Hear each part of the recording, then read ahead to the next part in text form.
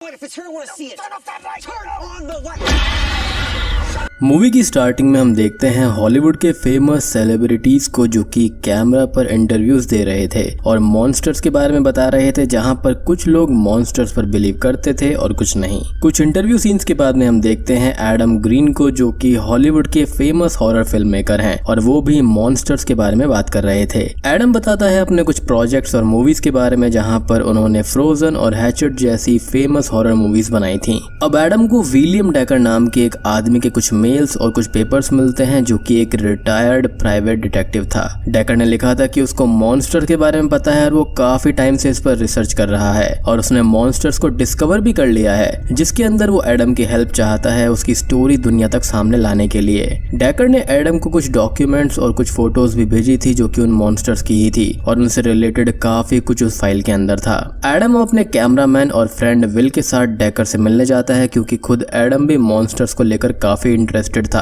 और भी मॉन्स्टर्स को देखना चाहता था और उनको दुनिया के सामने लाना चाहता था। एडम और विल अब डेकर के घर जाते हैं और उसका इंटरव्यू लेना शुरू करते हैं। डेकर अब अपने बारे में बताता है कि वो 61 साल का है और रिटायर्ड पुलिस डिटेक्टिव है। डेकर को हमेशा ही मॉन्स्टर्स के अंदर काफी इंटरेस्ट हुआ करता था और वो हमेशा ही उनकी डिस्कवरी और रिसर्च करने में लगा रहा। डेकर आगे बोलता है कि वो कहीं और नहीं बल्कि हमारे आसपास ही रहते हैं, यानी कि जमीन से 100 यार्ड्स नीचे, जहाँ पर एक जगह है जिसको मैरो कहा जाता है। अक्सर ह्यूमंस के बीच कुछ ऐसे ही बच्चे पैदा होते हैं जो कि डिफॉर्म्ड पैदा होते हैं, जो कि दिखने में काफी अजीब और डरावने होते हैं और ये बच्चे एक सर्टेन एज पर आकर सडनली ही गायब हो जाते हैं और किसी को उनकी फिक्र भी नहीं होती और सभी लोग उन बच्चों को ही मॉन्स्टर्स बोलते हैं और लोगों को उन बच्चों से कोई मतलब नहीं था, लेकिन डेकर को हमेशा से ही उनसे मतलब रहा और वो हमेशा ऐसे बच्चों के पीछे रहा जहाँ पर उसने मैरो को ढूंढ निकाला, जहाँ पर मॉन्स्टर्स वैसे ही रहते हैं जैसे ह्यूमन जमीन पर रहा करते हैं, शादी करते हैं, बच्चे करते हैं, सारे तौर तरीके सब ह्यूमंस की तरह ही होते हैं उन मॉन्स्टर्स के।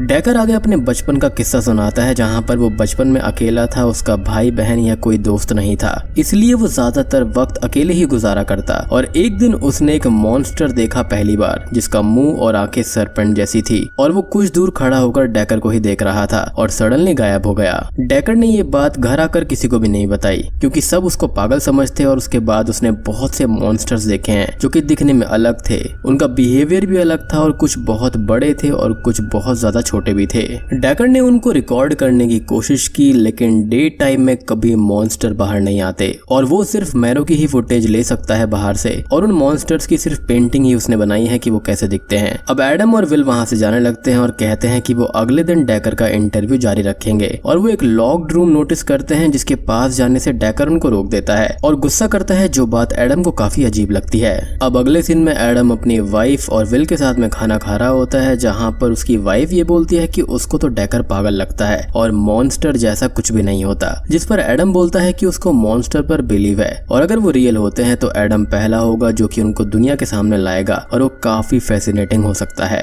फिर एडम और विल डेकर के पास में जाते हैं जहाँ पर वो लोग उसके साथ में वुड्स के बीच में एक सिमेट्री में आए हुए थे और डेकर के अकॉर्डिंग यहाँ पर मैरो है जहाँ से मॉन्स्टर्स आते जाते हैं हमारी दुनिया में। उन लोगों को एक पुलिस वाला भी रोक कर यहाँ से जल्दी जाने को बोलता है और वो कोई उसकी बात पर ध्यान नहीं देते। डेकर एडम और विल को मैरो दिखाता है और बोलता है कि वो उसके पास नहीं जा सकते क्योंकि इससे मॉन्स्टर डिस्टर्ब हो जाएंगे और उनको दूर से ही सब कुछ ऑब्जर्व करना होगा। वहाँ पर बैठे बैठे अब रात हो जाती है और कुछ भी दिखाई नहीं देता, जिस पर डेकर बोलता है कि वो ऐसे ही कई रातों तक वेट करता रहता था कि कोई मॉन्स्टर उसको दिख जाए। अब वो लोग आपस में बात कर ही रहे होते हैं कि तभी एडम डेकर से पूछता है उसकी वाइफ के बारे में, जिस पर डेकर बोलता है कि उसकी कोई वाइफ नहीं है और एक टाइम पर थी जिसके आगे वो कुछ भी नहीं बताता। विल अब अपने बच्चों के बारे में बताता है और बच्चों के बारे में सुनकर डेकर बहुत खुश हो जाता है। अब अचानक से डेकर बोलता है कि मैरो से एक मॉन्स्टर बाहर आया है, लेकिन एडम और विल को कोई भी नहीं दिखाई देता और वो लोग लाइट्स ऑन करने का बोलते हैं, लेकिन डेकर उनको ऐसा करने से रोक देता है और कुछ टाइम में बोलता है कि वो मॉन्स्टर वापस चला गया, जिसको एडम और विल देख ही नहीं पा रहे थे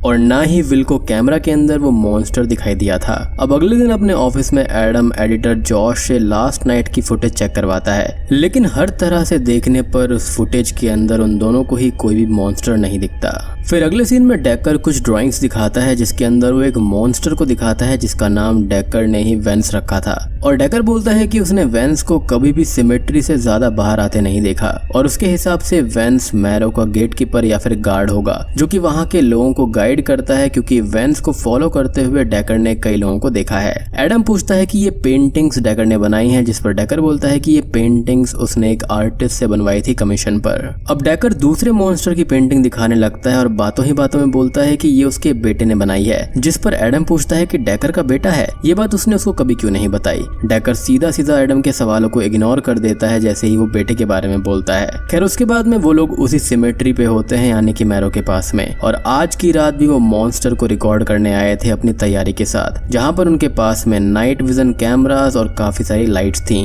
वो लोग वहाँ पर बैठे हुए थे और डेकर बोलता है कि मैरो से कोई मॉन्स्टर बाहर आया है, बट वो एडम और विल को नहीं दिखाई दे रहा था। और एडम इस बार लाइट्स ऑन कर देता है जिससे वो लोग अपने सामने मॉन्स्टर को देख पाते हैं और वो मॉन्स्टर कैमरा पर रिकॉर्ड भी हो गया था। वो लोग उससे डर जाते हैं और वो मॉन्स्टर खुद भी वहां से हिचकिचाकर भाग जाता है। अगले दिन एडम एडिटर जॉश और कुछ लोगों के साथ में होता है और उनको रात वाली फुटेज दिखाता है जिसके अंदर वो मॉन्स्टर कैप्चर हो गया था। और वो लोग ये बोलते हैं कि ये उनको रियल जैसा नहीं बल्कि मेकअप किया हुआ कोई आदमी लग रहा है जो कि डेकर के साथ में मिला हुआ होगा और ये सब एक फेक सेटअप हो सकता है, जिससे कि एडम थोड़ा सा डिसअपॉइंट हो जाता है। फिर एडम 2 हफ्ते बाद डेकर से मिलता है और उसे उस रात के हादसे के बारे में बताता है। डेकर बोलता है कि मॉन्स्टर उस दिन के बाद अब थोड़े अलर्ट हो गए हैं और अपनी सावधानी से बाहर आते जाते हैं और अपने आसपास की चीजों का काफी ख्याल रखते हैं कि उन पर किसी ने नजर तो नहीं रखी हुई और उनको कुछ शूट नहीं करना चाहिए था, जिस पर एडम बोलता है कि अगर वो शूट नहीं करते तो स्टोरी का कोई मतलब ही नहीं निकलता। एडम और विल अब अपना एक प्लान बताते हैं कि वो लोग मैरो के पास में कुछ कैमरा लगा देंगे और फेक स्ट्रीट लाइट लगा देंगे जो कि दिन भर जलती रहेगी और रात को भी जलेगी ताकि मॉन्स्टर्स को शक नहीं होगा, और इस तरह वो लोग बिना वहां पर जाए कुछ फुटेज ले सकते हैं और उनका काम भी हो जाएगा।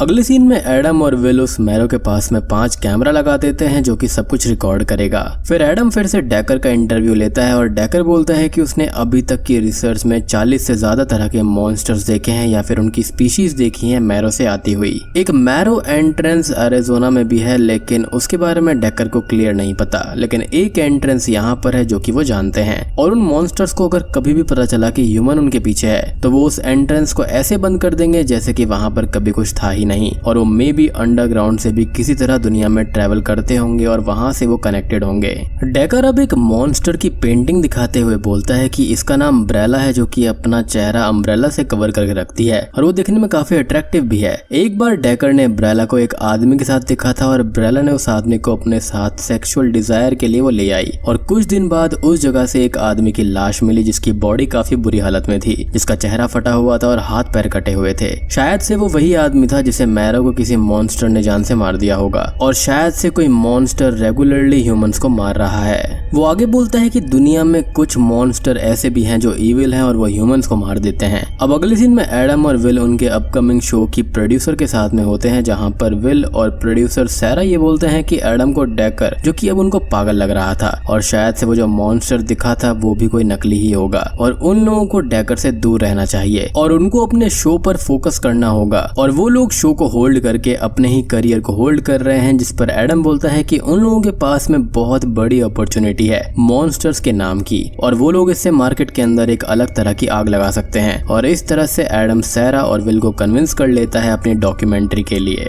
अब अगले सीन में एडम और विल डेकर के साथ मैरो के पास लगे हुए कैमरास हटाने जाते हैं और उनका एक कैमरा यानी कि कैमरा नंबर 2 मिसिंग था और उन लोगों को वहां पर वो कहीं भी नहीं मिलता। फिर डेकर एक कैमरा की रिकॉर्डिंग दिखाता है जिसके अंदर मैरो से बाहर एक मॉन्स्टर आता है और उसे देखकर एडम और डेकर बहुत खुश होते हैं कि उनको एक ठोस सबूत मिल गया। फिर एडम जब एडिटर जॉश के साथ वही फुटेज देखता है तो जॉश को भी फुटेज पर बिलीव था और उसको भी अब मॉन्स्टर रियल लगता है और एडम भी काफी खुश हो जाता है। वो अब 1 महीने के लिए अपने प्रेस टूर पर निकल जाता है। टूर पर जाने पर एडम को और भी हॉरर डायरेक्टर्स मिलते हैं और बातों ही बातों में एडम उनको विल के बारे में बताता है और वो लोग बोलते हैं कि विलियम डेकर उनके पास पहले ही आ चुका था, लेकिन उनको उसकी स्टोरी में कोई भी इंटरेस्ट नहीं था और वो लोग उससे दूर ही रहे। एडम ये सुनकर थोड़ा डिसअपॉइंट हो जाता है क्योंकि डेकर ने ये बात उसे नहीं बताई थी कि वो पहले भी और डायरेक्टर से मिल चुका था। अब भाई ऑब्वियस सी बात है, ये तो कस्टमर है, ये तो 10 दुकानों पर जाकर रेट वगैरह पूछेगा। अब टूर से आने के बाद में एडम डेकर से मिलकर उससे बातों ही बातों में क्लियरली पूछता है कि क्या वो किसी और डायरेक्टर से भी मिला था था, जिस पर डेकर साफ साफ मना कर देता है कि वो तो सिर्फ एडम के पास ही आया था। और एडम ये सोचता है कि आखिर डेकर झूठ बोल क्यों रहा है, उसने अपने बेटे के बारे में भी झूठ बोला।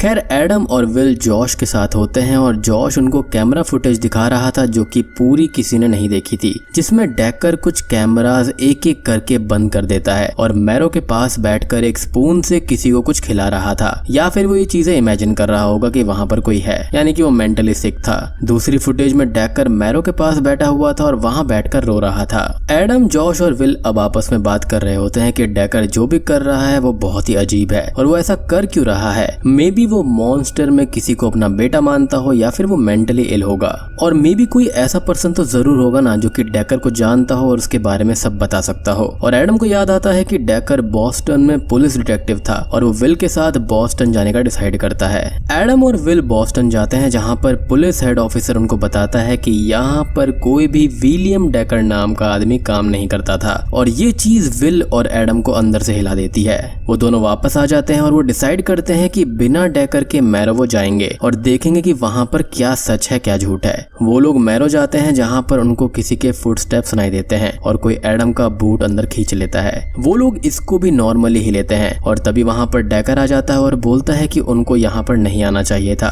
और उन लोगों ने सब कुछ बिगाड़ दिया है। और वो एडम और विल पर बहुत गुस्सा करता है और तभी उन लोगों के पास बहुत सारे मॉन्स्टर आ जाते हैं और उन लोगों को रोकने लगते हैं, लेकिन वो समहाउ वहां से भागकर डेकर के घर आ जाते हैं। घर आने पर डेकर उनसे बोलता है कि उनको ऐसा नहीं करना चाहिए था और अब मॉन्स्टर मैरो को बंद कर देंगे और डेकर उसको खो देगा, जिसके बारे में एडम पूछता है कि किसको खो देगा, लेकिन डेकर आगे कुछ नहीं बताता। डेकर बोलता है कि वो मैरो में जा रहा है और अगले दिन एडम और विल उससे मिले, जिस पर पहले तो एडम नहीं मानता लेकिन बाद में एग्री हो जाता है। अगली सुबह एडम डेकर के घर आता है और वहां पर कोई भी नहीं था और डेकर की नेबर से पूछने पर वो बोलती है कि यहाँ तो पिछले 1 साल से कोई रह ही नहीं रहा था, जो कि बहुत ही शॉकिंग था। एडम और विल को ये बात बहुत ही ज्यादा अजीब लगती है और वो लोग देखते हैं कि घर का डोर ओपन है और अंदर जाने पर वो देखते हैं कि सामान सारा गायब था। मीन्स डेकर घर छोड़कर चला गया है या फिर उसके साथ में कुछ ना कुछ तो हुआ है। एडम और विल उस लॉक्ड रूम को देखते हैं जिसको खोलने से डेकर ने मना किया था और यहाँ पर अब हम देखते हैं वहाँ बहुत बड़ी बड़ी चेन्स थी, जैसे कि किसी को यहाँ पर बांध कर रखा गया था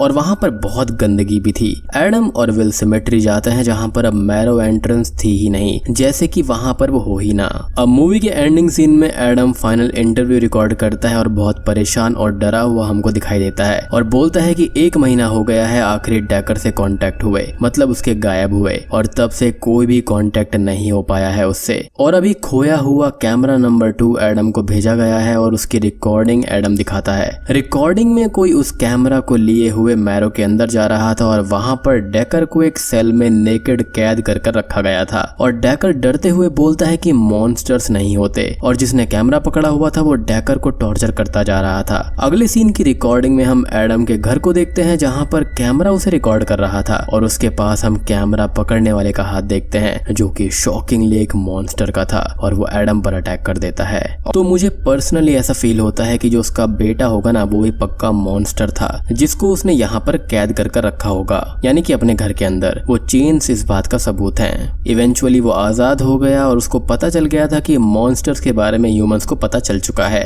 और डेकर ने एक बात और बोली थी कि यहाँ पर काफी सारे मॉन्स्टर ऐसे हैं जो कि इविल हैं, इसलिए सबसे पहले तो डेकर को मारा गया, यानी कि उसको चेन में बांध कर रखा गया और उसको टॉर्चर करा गया होगा और उसको मार भी दिया गया होगा। और फिर एंड में एडम के पास भी मॉन्स्टर आता है जो कि उस पर अटैक कर देता है। तो ये जो भी इविल मॉन्स्टर्स होंगे ना वो यहाँ पर उन ह्यूमंस को खत्म कर रहे होंगे जो कि उनके बारे में जानते